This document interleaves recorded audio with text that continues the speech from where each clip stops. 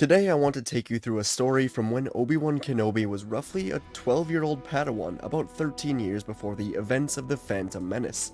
It's about Obi-Wan actually uncovering secrets with his master Qui-Gon Jinn, about two Jedi and ultimately fighting and having a role in killing one of the Jedi. The one Kenobi fought was his rival at the temple for many years. We'll get to that, and it's a really interesting story from a short Legends book called Deceptions. It can still fit into the canon, so yeah, it should be fun, but picked this book up at a garage sale and is actually very short, but very good, and there's more information I looked up about it. It's a really interesting story, and we don't get a lot about Obi-Wan and Qui-Gon at this age, so wanted to bring it to you all today. Of course, thank you for watching. I'm gonna have a new fan fiction tomorrow, a new What If Anakin and Obi-Wan went to Kashyyyk with Yoda. I'm really excited for this one, so stay tuned for that. Anyways, for now, please hit the like button, helps so much. Subscribe. Let's get into it from this book I found at a garage sale for $2. Actually, my girlfriend found it at a garage sale if we want to get technical. Alright, anyways, let's go through the story of a young Jedi named Bruk Chun, Obi-Wan's rival, who later fought him until he died. Alright, Bruk Chun was a Force-sensitive human male who was destined to follow the path of the Jedi. At a young age, he was given to the Jedi Order, enrolled in the Jedi Temple for training to become a Jedi, and Bruk was able to garner a pretty good group of peers and become quite popular before ever getting a master. Just while training as a youngling, he became quite popular and had a lot of friends. However, not everyone he came into contact with, it was harmonious. Bruk, along with the friends that he made, took to teasing a fellow Padawan that wasn't quite as good as them, and his name was Obi-Wan Kenobi, and they would even give him a terrible nickname, which is just no good at all, Ophi-Wan, Jesus, after an incident where Kenobi lost his balance and accidentally collided with Bruk. The two became rivals, getting as close to hating each other as Jedi could without it being forbidden. They'd spar, they'd get into arguments, basically they just didn't like each other.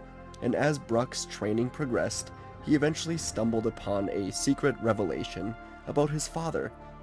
Former Jedi, now turned Dark Jedi, Xanatos, was a business partner of his father. The Dark Jedi slowly began manipulating Bruk, intending to one day use him for his plans against the Jedi. Basically, Xanatos found out that the father had a Jedi son, and Xanatos, Dark Jedi, came in contact with Bruk, slowly getting him to his side, using him slowly over years, and those plans to manipulate him would soon be escalated in time, as Bruk had a reason to become frustrated with the Jedi.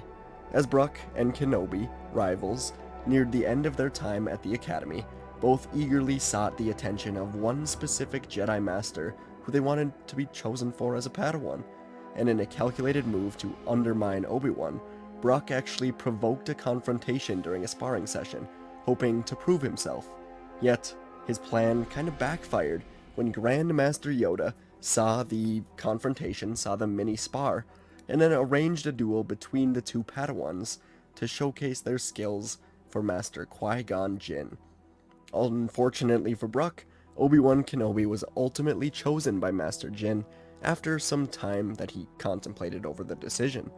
Heartbroken and dejected by Master Jinn's repeated refusal to take him as an apprentice, Bruk eventually became vulnerable to the temptations presented by the Dark Jedi from earlier, Xanatos. Falling under Xanatos' corrupting influence, Bruk willingly assisted the Dark Jedi in infiltrating the Jedi Temple, leading to some stealing, just some taking of artifacts that the Jedi needed, and later manipulated by Xanatos, Bruk would engage in the theft of these numerous valuable artifacts, basically just helping him out over time. And his actions would not go unnoticed for long. Master Qui-Gon Jinn and Master Tal caught him red-handed while he was attempting to hide the stolen items near the temple's lake level. A failed attempt to follow him ensued, as Tal's navigation droid accidentally alerted Bruk of the Jedi, forcing him to vanish from sight. Staying close to the Jedi Masters, though, Bruk employed a secret transmitter, cleverly concealed within his own lightsaber, to record and transmit conversations among the Jedi, to transmit them to Xanatos, alerting him when it was safe to basically infiltrate the temple. He remained a pawn, still helping Xanatos, despite nearly being caught. And eventually, when Xanatos' plot to officially infiltrate the temple and do more than ever, it was finally revealed, he resorted to kidnapping Padawan Bant Irin and holding her captive underwater in the perilous Room of 1,000 Fountains. As Master Qui-Gon sought to thwart Xanatos' theft of valuable items, Xanatos ordered Bruck to go and execute Initiate Irin immediately while Qui-Gon was distracted. So Qui-Gon, engaged in a lightsaber duel with Xanatos, was distracted and could not help as Bruck went to go and execute the trapped Padawan. So Qui-Gon ordered his own Padawan, Obi-Wan Kenobi, to chase down Bruck, a rivalry years in the making, coming to a conclusion right here, right now. And the fateful encounter between Bruck and Kenobi took place in the Room of 1,000 Fountains, where they would engage in a tense lightsaber duel near the chamber's central waterfall. The two were familiar with each other, and the duel was not going to finish easily. Kenobi fought, trying hard to defeat him, to disarm him, trying to rescue the trapped Padawan, chained to the bottom of the chamber's lake. Bruck eventually lost his footing near a waterfall, falling over the waterfall's edge, despite Obi-Wan's desperate attempts to save him, even reaching out a hand in the last minute just to save this man who was his rival for years. Bruck still slipped, couldn't grab Obi-Wan, plummeted to his death, his neck tragically broken. So the two in the duel wasn't really won by Obi-Wan, more so lost by Bruck as he slipped and fell, getting too close to the waterfall's edge. So Bruck's ultimate death prompted an investigation by his father, with someone else serving as the prosecutor, and Kenobi found himself implicated in the tragic accident, which made it worse as Kenobi was feeling an immense sense of guilt. But in the end, Qui-Gon Jinn intervened, presented crucial evidence that proved Obi-Wan innocent. Obi-Wan overall was broken from this entire encounter, from seeing his Padawan friend trapped at the bottom of the lake, who he had to ultimately save, from seeing the death of his rival Padawan. It was tough for Obi-Wan, shook him to his core basically.